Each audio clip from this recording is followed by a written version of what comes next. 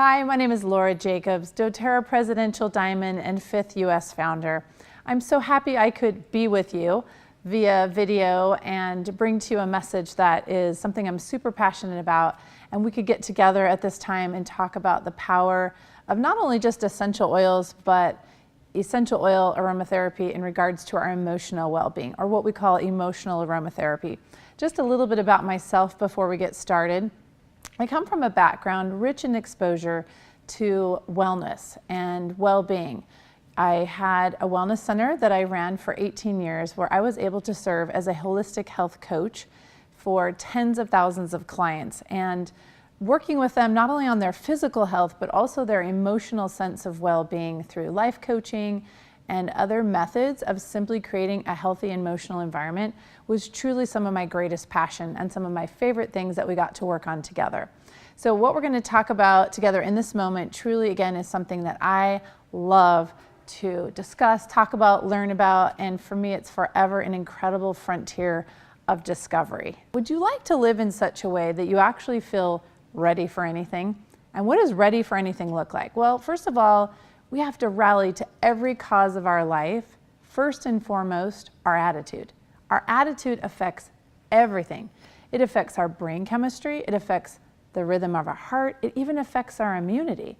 Now, for decades, science and modern approaches to well-being have really had a tremendous focus on our physiology, really looking at what are the physical needs of the body in order to achieve wellness. The real irony is that our physiology actually begins with our psychology, how we think and what we believe.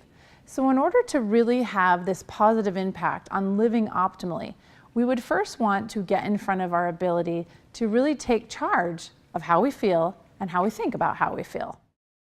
So if we look into the body and how it functions and what is it doing to try to achieve this state of being, it's a word we use called homeostasis, and it describes that the body's never-ending goal is to constantly seek balance and equilibrium at all times, irregardless of what's going on around you and changes that might occur.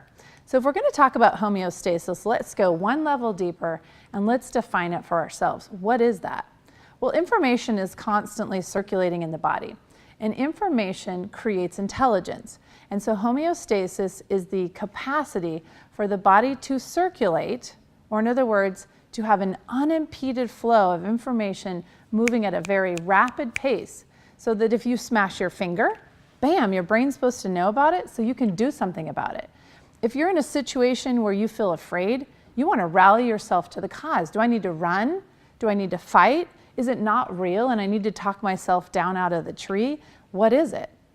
So our ability, again, to take in information, to rapidly process it and respond to it creates a higher level of intelligence. So this then would be our focus and what we would want to achieve in our efforts and what we're talking about here. Okay, so I'm going to go after and kind of hit us all right between the eyes. Do you think anything ever goes wrong in your childhood? Okay, I know you're all laughing, right? It's supposed to go wrong. That's what childhood's all about. My husband and I have a philosophy that you spend your childhood acquiring all your weaknesses or false beliefs so you can spend your entire adulthood changing those and turning them into your strengths. So let's be honest, life happens when you're a kid. You know, and tough things happen. You know, trauma happens, abuse happens, betrayal happens. Just life happens. And so as a result of that, we respond to it. So, you know, put yourself in the position of something like that happening. Well, all of a sudden, we're going to not only think about it, we're going to feel about it.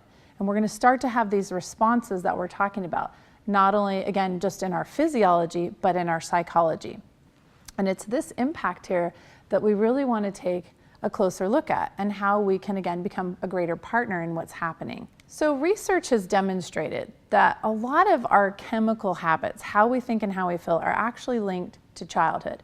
So let's talk about how that might happen. What if we're in a situation where it's stressful? And I'm not talking about once in a blue moon stressful. I'm talking about consistently stressful. And so chemically, we're going to have to rally ourselves to the cause. We're going to go into what is known as fight or flight mode. We've either got to run away from that stress or tackle it. And so certain chemicals are going to be rallied to the cause, adrenaline, for example, so that we can be all there to survive the moment. Well, at that time, being happy, well, it's not so important, right? So your body's like, serotonin, it's not really important to me right now. And so if you get in this habit of being stressed all the time and needing those chemicals, and your body's sucking those chemicals up to fuel its ability to withstand the moment, and you're getting out of the habit of uptaking serotonin and focusing on that part of your well-being, well, over time, that literally becomes a habit where receptor sites for serotonin can shrink and become unused, and we then get into a habit, and sometimes even an addiction to a certain type of chemicals where our body becomes very habitual at having those running around the body. So what form does information come in? It comes in the form of what we call messenger molecules, or also known scientifically as ligands. So here's a couple examples. You ever heard of hormones? Yeah, of course you've heard of hormones, or steroids, or neurotransmitters like serotonin that I've already mentioned, or a hormone like adrenaline.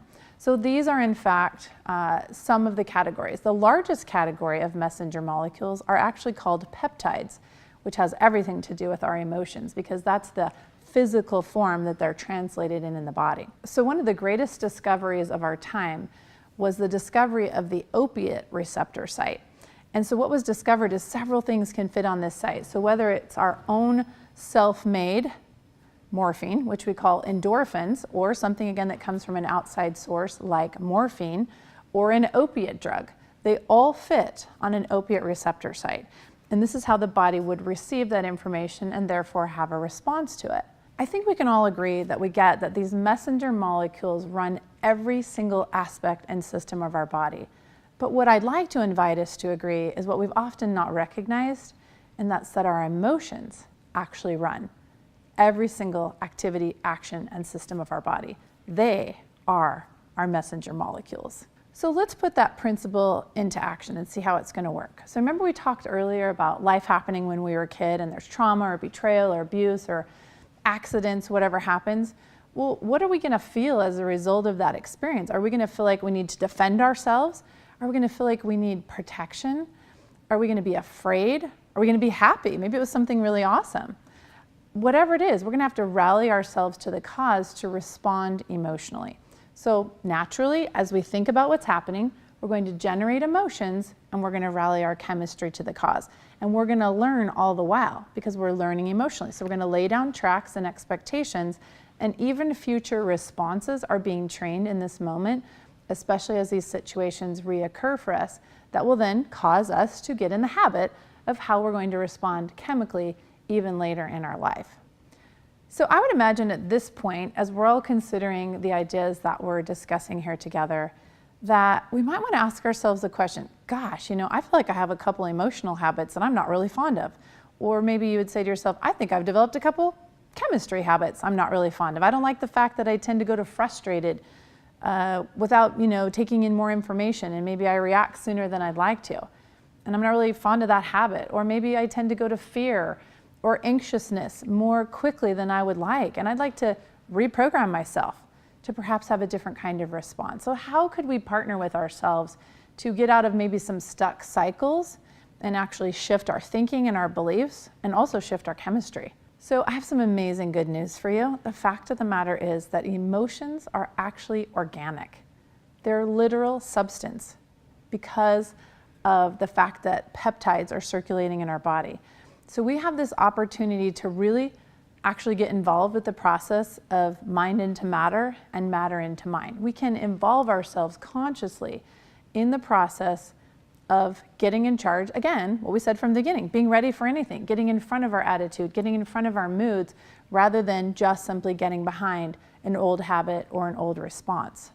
The beautiful news here is that receptor sites are not stagnant, that they have a potential for change. They can change their sensitivity, they can change their arrangement. And therefore, we have a biochemical potential for change. Now, along with that, in our limbic brain and our amygdala, there's something so important and something so incredible that's involved in this process, and it's actually our sense of smell. Do you know that our sense of smell is so important here for survival?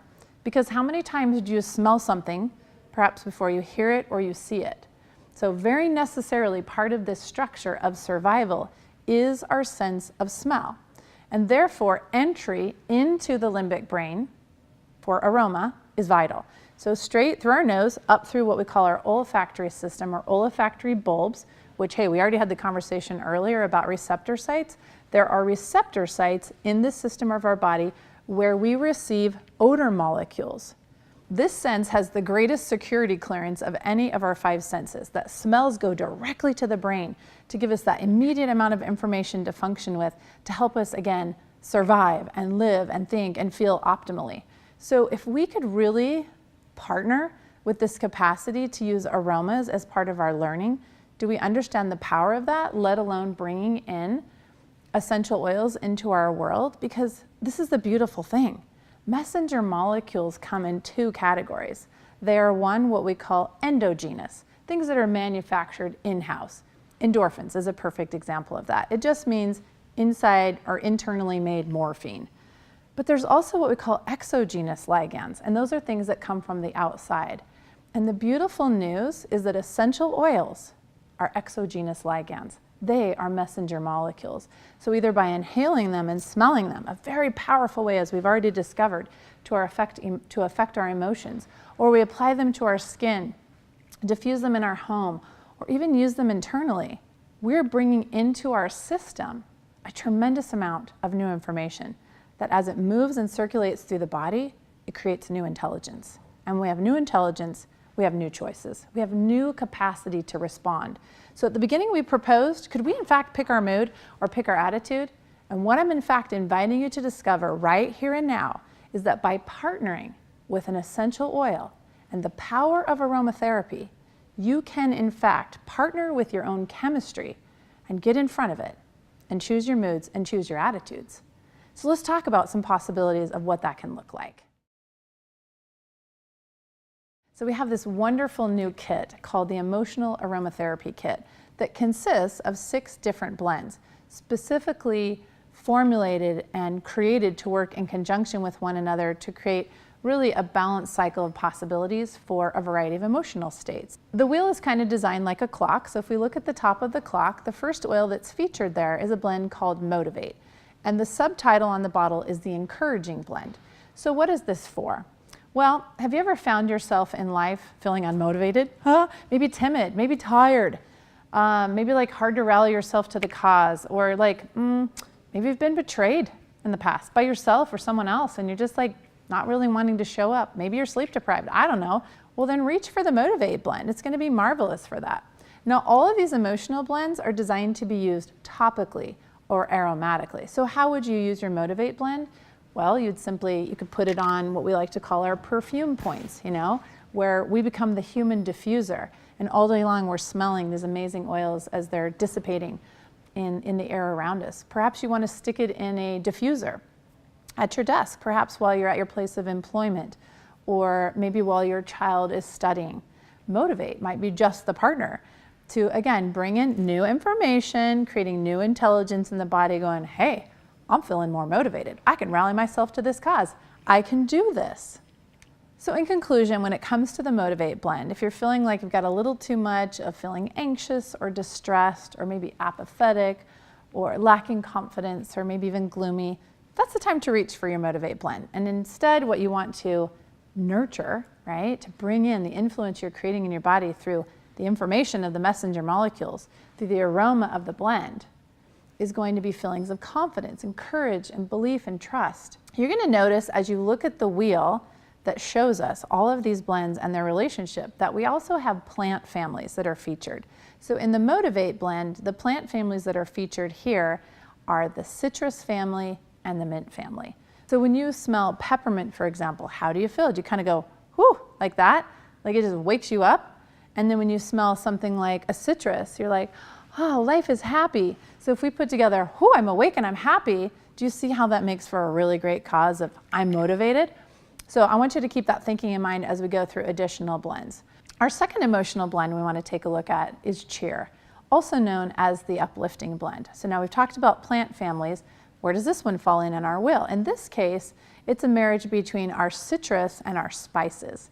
So when we're going to want to reach for the cheer blend is when we're experiencing perhaps a little too much discouraged or gloomy or distressed or somber, disinterested, maybe even bored. And instead, we want to feel more optimism, bright, cheerful, positive, energetic. That's a great time to bring our cheer in. How would you use it? You could diffuse it. You could put it on your body topically. The most important thing here with the emotional blends is to smell them, because remember, trying to get to that amygdala, and we're bringing in new information and we're laying down new memory. We're learning new things. We're learning new ways of being. Okay, our third blend, I might have to say it's one of my favorites. I actually love all of them, but this particular one, speaks to me. This one's called Passion. Now this is a blend between two plant families, the spice family and the herbs and grass family. So a couple of the oils to highlight in this blend would be those spices that you know and love well, which is cinnamon and ginger and clove and cardamom. Beautiful spices that all generate activity. Think about, why would you choose something like cardamom in your life? Because it gets things moving, right? It's great for respiration, it's great for digestion. Well, it also can get us moving in life emotionally. Ginger, similar. Now, along with it, it's partnered with other amazing aromas like sandalwood and vanilla, and maybe an herb that you're not familiar with known as damiana, also known for its amazing properties to, well, shall we say, light the passion. So whether it's emotionally needing to light yourself and rally yourself to a cause and be more passionate and show up and maybe be more brave or willing to do something exciting because maybe you're feeling a little too somber or disinterested, bored, discontent, maybe even bordering on bitter or angry, and instead you want to move to an emotional posture of feeling daring and excited and passionate and joyful, this is the time to reach for your passion blend. And again, where are you going to use it? How are you going to use it? It's all about smelling it, topically, diffuser. In this case, you might want to look to partnering with a carrier oil, because with cinnamon and other spicy oils like clove, there could be a potential for a little sensitivity. And so you can simply add that to your application methods if you choose to put it on topically. Now for our fourth oil, as we're moving around our wheel, now we're down at the 6 o'clock part of our clock, we're at Forgive. And this particular blend is a blend of not only those herbs and grasses, but also trees. So you're going to find a wonderful array of ingredients in there. One that's maybe more of a surprise and an emotional blend, which is thyme oil. And thyme plays a really significant role here in making this a powerful emotional blend, as do the other partners in this particular recipe. So with our Forgive blend, also known as our Renewing blend, what are we focused on here? So whenever feeling maybe some discontentment, bitterness, anger, ashamed, sad, grieving, guilty, or even judgment, this is the time to reach for the Forgive blend and to bring in more of an energy in your life of feeling contented, relieved, charitable, patient, accepting, and even long-suffering. It's such a beautiful blend. Now, as we move around our clock, and we're over to around our 7, 8 o'clock position, we're now looking at our Console blend. And this is a beautiful marriage between the tree family and the floral family. So we start to bring in some floral aromas here. I bet for many of you, the aroma of ylang ylang, for example, is very distinguishable and is definitely one of the beautiful oils that you'll find in this blend, along with other favorite tree oils. So think about when we've gone through something hard, something that we're grieving, we want to be consoled, and therefore the name, right? Console, or also comforted. So it's our comforting blend. And what are kind of the two things you need emotionally in that way? One, maybe you need to be stabilized or grounded. Maybe you need to retrust a situation. Something traumatic happened. Maybe there's a terrific loss. And sometimes it's hard for us to trust in the process of life. So we need to be regrounded and stabilized. And our tree oils bring in that energy. But we also need to be uplifted, and we need to trust in, life unfolding and continuing to be wonderful. And so the floral brings in that essence and that feeling.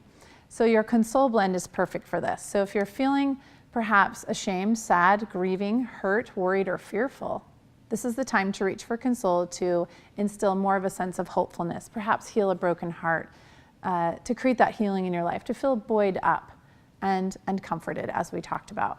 Now for our final blend, as we make our way around the wheel, we come to a blend known as Peace, or also the Reassuring blend.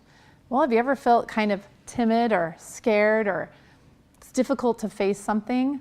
Maybe not wanting to be somewhere, maybe wanting to kind of like escape a situation, or maybe even escaping homework if it's a child, or hard to face a new day at work, or whatever the case can be. Oftentimes we need to feel reassured. We need to feel peaceful. And remember we talked about with homeostasis that the idea is that life happens around us all the time. There's constantly things going on. There's always change. But if we can constantly seek this sense of balance and equilibrium within ourselves, this is again where we get in front of our attitude, we get in front of our emotions and our moods, and we can be ready for anything, whether it's schoolwork or being on stage in a play or giving a presentation or facing a new job or whatever the case may be. This is the time again to reach for this amazing blend. So whether it's feeling hurt, worried, fearful, anxious, insecure, or even apathetic, this is a great time to instill more information and intelligence about being composed, contented, peaceful, calm, and reassured. And there you have our 6 emotional blends that belong to this emotional aromatherapy family that doTERRA has created for us. So I want to leave you empowered to think beyond. You know, we've talked about these great principles. We have other blends in doTERRA. We have other single oils. So I bet you want to know, well, could I continue to apply these principles with other oils? And the answer is absolutely. Since the beginning, doTERRA has had 4 additional emotional blends that have been our staples and for many of us, our best friends for years. So I want to remind you that we have a blend called Balance. It's very much a tree oil focus, and it's there to help us feel grounded and stabilized in our lives. We have a blend called Citrus Bliss. Gotta love the name, right? We already talked about how our bliss is hardwired because it's a marriage between our physiology and our emotions. And there's nothing better than Citrus Bliss to bring in that feeling of euphoria or uplifting or cheerful. It's such a great, and we call it our invigorating blend. We also have Serenity. Just the word itself reveals the blend, right? It's to help bring in a more serene, more peaceful feeling. So whether it's wanting to get a better night's sleep or remaining in that state of mind during our day, it's a perfect partner. And lastly, our final member of our emotional aromatherapy family is Elevation. What a beautiful blend of amazing oils such as Melissa and citruses and things that come in, and you're starting to learn about these plant families and how they come together and create this magic. And we call this our joyful blend because we all want to experience a greater state and a sense of joy in our lives. So I encourage you to create perhaps some sort of a collection for yourself. I have a special little kit where I keep all 10 of my emotional oils, and they come with me when I want more of that type of energy in my life. They sit by my bed every night, and every morning I reach for my emotional oils because I am doing exactly what I've suggested. I'm picking my attitude, I'm picking my feelings or my emotions right out of the gates. I'm not waiting for life to tell me how to feel. I'm deciding how to feel about life. So before I go to bed, I'll usually choose 1 or 2 blends to put on to maybe address what the day was like and how I want to feel when I wake up. And when I wake up in the morning, I choose it kind of like a perfume, right? How I want to feel for the day. What sort of mood am I in, or what sort of mood do I want to be in, knowing what's coming. And so I just want to invite you to have so much fun using your emotional blends. Now, lastly, let's talk about our single oils and what would we do with them? Because, well, in some ways they almost seem more complex because we don't have as much of a personality or a name assigned to them. We just know them by their plant family. So I want to empower and invite you to start using some obvious things that are available to you to where you can learn how they're going to serve you emotionally. So, for example, let's say you want to feel more soothed or more calm. Is there a single oil you can think of that might actually bring that energy to you? I bet you all thought of lavender, right? So I like to think of lavender as all things calming, like anything that's gone awry, I'm going to reach for my lavender. And that's going to include a mood. So if it has properties that are soothing and calming, well, by all means, it's certainly going to play that way with you emotionally. If an oil is renewing, for example, frankincense is considered to be very renewing, all the way down to a cellular level. And you're feeling like, gosh, I need more of a renewing energy in my life. I feel like my tank's going empty and it's not getting refilled. Well, then reaching for a frankincense every day that consists, its primary or our largest ingredient falls into the monoterpene family. So learn more about your essential oil chemistry and the fact that monoterpenes have a renewing capacity. And so anytime I want more renewing energy in my life, then I'm going to reach for an oil that brings in that kind of energy. Now, do you ever feel unsafe sometimes, like maybe a little naked, and you want to have a little bit more coverage or protection? Well, oftentimes that's really easy for us to think about with our immunity. Like, I want to support my immunity, so I've got my shields on all day, every day, right? I'm feeling protected from things in my environment, from any environmental threats. But do we think about protecting ourselves emotionally? Or we may also feel threatened in that way. So by partnering with oils that are prickly, like a cinnamon or a clove, they help to provide an emotional barrier for us, and they help us have more of a sense of protection. In fact, if I could just teach you a little bit more about cinnamon for an example, it's a bark. So I want you to think of it as a bark, you know, that you wrap around yourself, and it's kind of like a blanket, just like it's wrapped around the tree. And on the outside, it's prickly. So anything that comes up that's unsafe, it kind of protects you from that. But because you're inside of that energy, you're relaxing and you're willing to be more vulnerable. So that would explain why cinnamon would be in a blend known as passion, to where we maybe want to rally ourselves to not only being more inspired and passionate in life, but what if we want to feel more vulnerable and passionate in an intimate relationship? That's why cinnamon is such an incredible aphrodisiac, because of the energy that it brings. So I want you to start thinking this way, where as you consider your single oils, it's really pretty easy to figure them out emotionally by just remembering what they do physically. And they just can't help themselves but rally themselves to the same cause for you emotionally.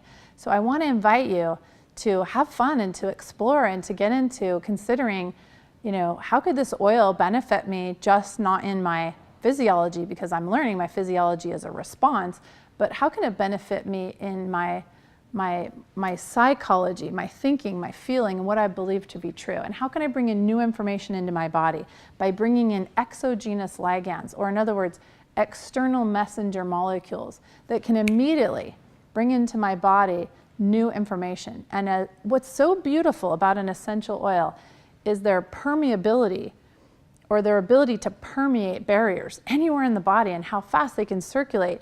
And literally in a matter of seconds, those oils are making contact not only with organs and body parts, they're making contact with your cells.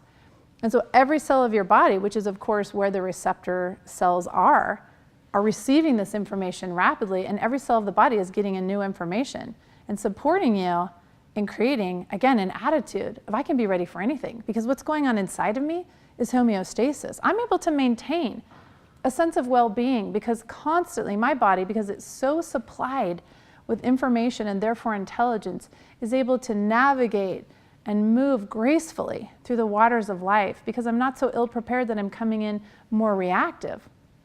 I'm coming in prepared, so again, I can choose my response.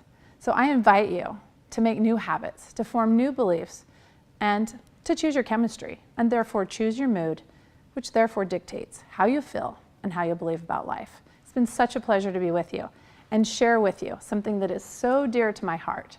And I hope it not only blesses your life, but you won't be able to keep it to yourself, and you'll take it out and you'll spread that message to your world, whatever that is, because it deserves to be shouted from the rooftops.